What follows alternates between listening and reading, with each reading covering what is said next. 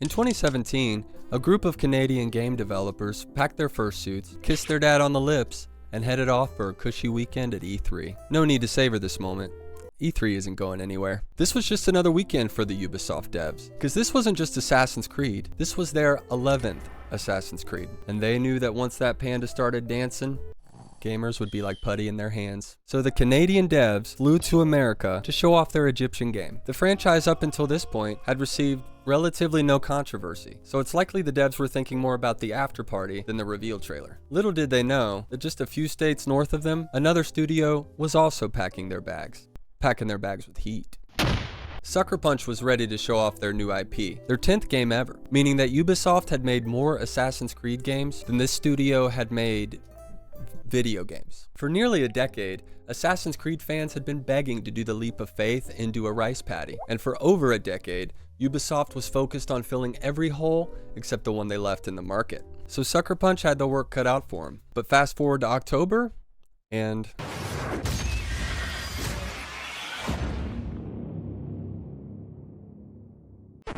it was cool. Ubisoft at this point was likely breathing a sigh of relief. Sure, there was interest, but a reveal trailer in Paris isn't going to create the kind of waves necessary to challenge a company like that. Side note, Ubisoft choosing not to reveal Yasuke in Paris seems like a missed opportunity. But they had bigger stuff to do, like get ready for the reveal trailer for their next Assassin's Creed game the following year. Ubisoft is getting comfortable now. Their stock is at its highest point and shows no sign of ever going down. And they roll into E3 like it's still gonna be there in 2 years, unaware that they're about to witness the first hole filling that they didn't like. That's right, we are really seconds away. I think it's almost time. I think it's almost time. I think why keep people waiting? Right now. I've never ever been on live television. I never ever be on live television.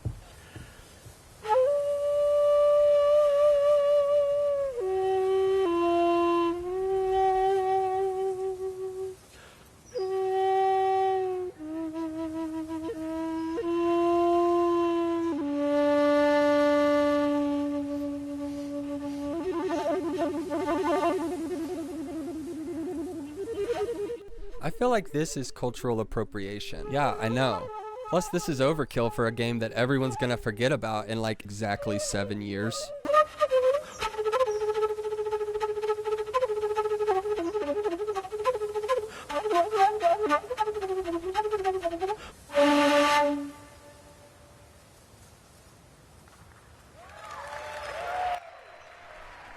Did you shit?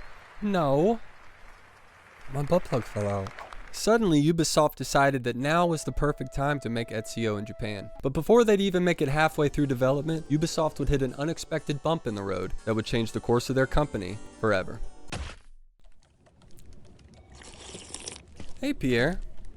Oh, hey, Dave. Hey, did you get those TPS reports done? Yeah, I got the memo.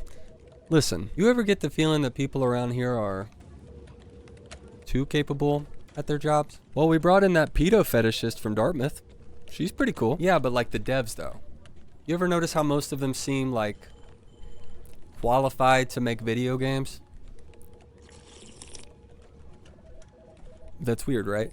And that guy's name was Pierre I can't pronounce that. In February of 2021, he started the Neurodiversity Employee Research Group. Ironically, the same day Ubisoft opened their Diversity and Inclusion Department. Pierre is their Neurodiversity Talent Program Director, which basically means it's his job to go out and find mentally disabled people and give them a job at Ubisoft. But after just a few months, Pierre realized that the ERG was not going to bring in enough mentally disabled people on its own. So he helped Ubisoft launch their Neurodiversity Talent Program. But even that wasn't enough. In 2022, Ubisoft began recognizing Neurodiversity Awareness Week, and it only took another year for that to become an annual event. Now the ERG is in 20 countries, providing safe spaces for devs who get panic attacks every time their boss asks them to do something. But what are the benefits of this program, you may ask? Well, I don't have all freaking day, but Ubisoft only gave us 5, so let's start with that. As you can see, diversity, very good, okay. Inclusion, very nice. Wait, what does that say? It impacts players and developers' lives by driving acceptance of neurodiversity? I get it. Ubisoft is doing this for us.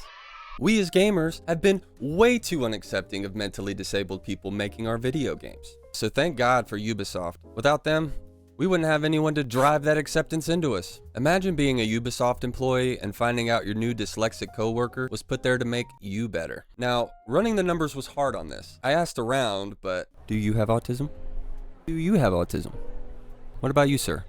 I couldn't get a straight answer, but I found the next best thing.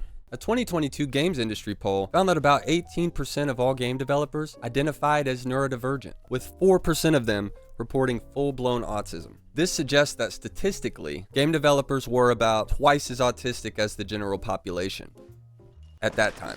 And if you applied this statistic to Ubisoft's current employment rates, they would have over 3,300 neurodivergent employees, with a whopping 800 of them reporting full-blown capital A autism. Now you have modern studios adapting their workplaces with sensory-friendly environments and flexible hiring practices. But Ubisoft's been at the forefront of this.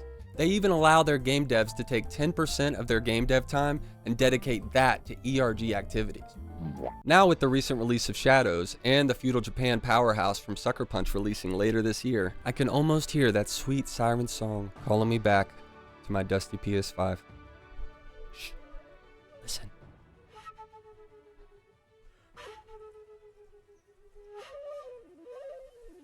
Kinda makes me miss those days when devs were just regular retarded, like the rest of us. And I've never ever been on live television. I never ever be on live television. This is a review. This is content